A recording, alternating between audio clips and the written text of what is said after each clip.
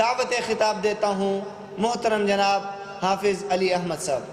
هل يستوي الذين يعلمون والذين لا يعلمون أو كما قال الله عز وجل في القرآن المجيد والفرقان الحميد اقرأ باسم ربك الذي خلق خلق الإنسان من علق اقرأ وربك الأكرم الذي علم بالقلم۔ افراد کے ہاتھوں میں ہے اقوام کی تقدیر، افراد کے ہاتھوں میں ہے اقوام کی تقدیر، ہر فرد ہے ملت کے مقدر کا ستارہ۔ نوجوانان پاکستان فخر راولپنڈی مسلم لیگ یوتھ الائنس کی طرف سے آپ تمام حاضرین مجلس کو ہم خوش آمدید کہتے ہیں۔ آج کے اس پروگرام کی بالترتیب کارروائی کا آغاز جیسے آپ جانتے ہیں کہ ہو چکا ہے۔ اقبال کی خودی اور اس کے فلسفے کی بنیاد پہ یوتھ کو پالش کرنے کے لیے ایک پروگرام کا انعقاد کیا گیا۔ درجنوں سنگ میلیں ہم عبور کر چکے ہیں۔ ہزاروں ٹارگٹس کی اچیومنٹ کے بعد ہم نے یہ فیصلہ کیا کہ نوجوانوں پہ تگ و دو کی ضرورت ہے۔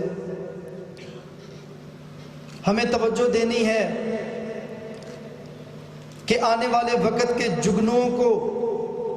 ایسی کون سی صلاحیتیں سیکھنی ہیں جس سے وہ چمن کو مہکا سکتے ہیں، گلستان کی تازگی کو بحال کر سکتے ہیں۔ آپ کو بھی اندازہ نہیں ہے، آپ کے زور بازو میں وہ طاقت ہے جو سورج کی پنہائیوں کو سر کرنے کا ملکہ رکھتی ہے۔ سمندر کی تہہ میں غوطہ لگا کے اسرار و رموز کو سیپ کے موتیوں سے نکال کے اقوام کے سامنے اجاگر کرنا،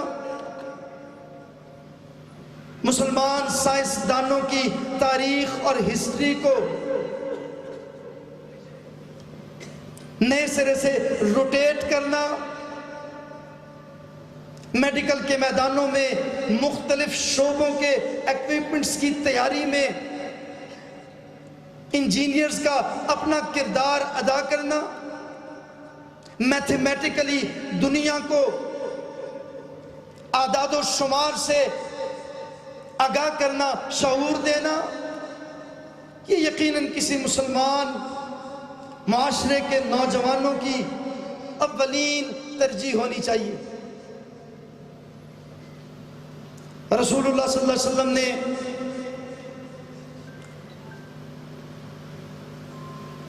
ہجرت کے بعد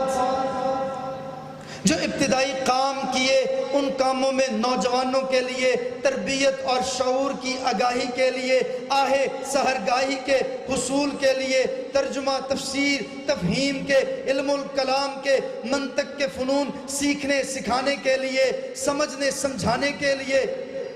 آپ نے ایک پلیٹ فارم متعین کیا کہ جس پہ رسول اللہ کے صحابہ، آپ کے شاگردان وہ تعلیم کو حاصل کیا کرتے تھے۔ حذیفہ بن یمان جیسے موتی اس مجلس میں بیٹھ کے جگمگایا کرتے تھے۔ حضور سرور کونین اپنے صحابہ کو ٹارگٹ دیا کرتے تھے، تم نے فلاں علاقے میں جانا ہے، اس علاقے کی زبان سیکھنی ہے، فلاں علاقے میں جانا ہے، وہاں کے یہ معاملات دیکھنے ہیں، سیکھنے ہیں، غور و غوص کرنا ہے، واپس آؤ گے مجھے بتاؤ گے، لوگوں کے سامنے وہ معاملات رکھے جائیں گے۔ آپ نے کیا کیا ایکسپلور کیا ہے، کیا نیا سیکھا ہے، ان ساری چیزوں کو لوگوں کے سامنے اجاگر کیا جائے گا۔ جس وقت عیسائیوں اور یہودیوں کو تفنن طبع سے فرصت نہ تھی، مسلمان سائنسدان اس وقت سائنس کی ایجادات میں مگن تھے اور لوگوں کو نئی نئی افادیت والی چیزیں وہ روز مہیا کرتے تھے اور ان کے سامنے نئے ایجنڈے رکھتے تھے، نئے نظریات پیش کرتے تھے۔